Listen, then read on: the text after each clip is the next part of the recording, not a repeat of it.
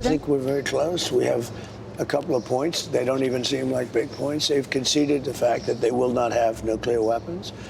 We had a clause in there that we will not develop nuclear weapons, and everybody was very happy with it except me. And I said, well, what happens if they not develop, but they go out and purchase, they acquire? I want to put the word, if they buy or purchase or acquire, you've got to have that in there too, because that's not developing.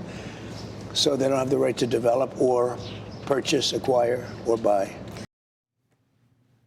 President Trump outlining what it'll take for a pen to hit paper on a final Iran deal. The world is watching what comes next as the U.S. dances between diplomacy and deterring the Iranian regime.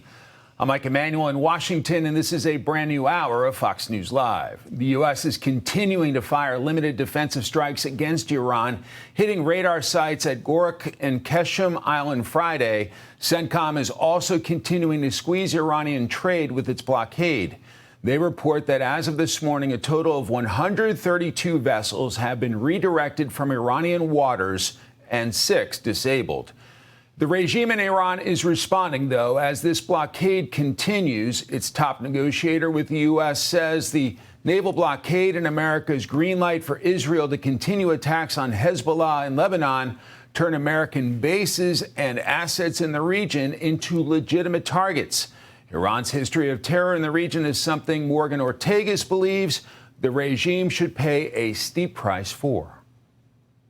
We have about $24 billion at least in frozen Iranian assets, and Iran should be responsible for the havoc that they have wreaked around the region. They continue, by the way, even just yesterday, to hit their Gulf neighbors, our allies and partners in the region.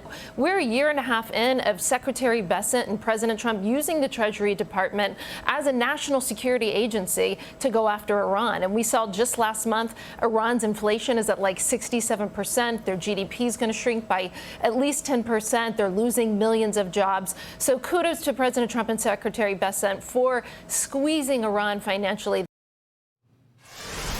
Alex Hogan is reporting live in Bridgewater, New Jersey, as the president spends the weekend in the Garden State. Hi, Alex. Hi, Mike. So the U.S. says that it shot down 2 Iranian drones threatening the Strait of Hormuz yesterday. This is the second time in 2 days that U.S. forces have taken down incoming Iranian aerial assaults, so marking the potential escalation there.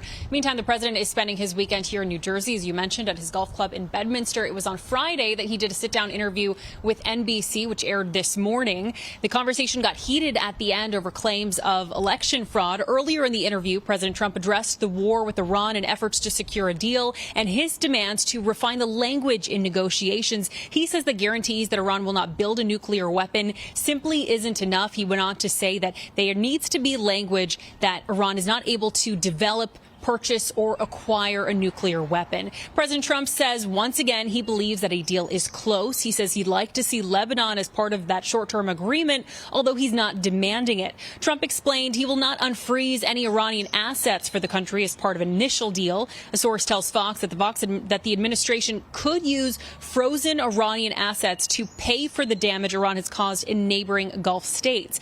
Democrats today are reacting to the ongoing war, which has now stretched 100 days. And they argue that the impact on Tehran has been incremental, not nearly as crippling as the White House claims.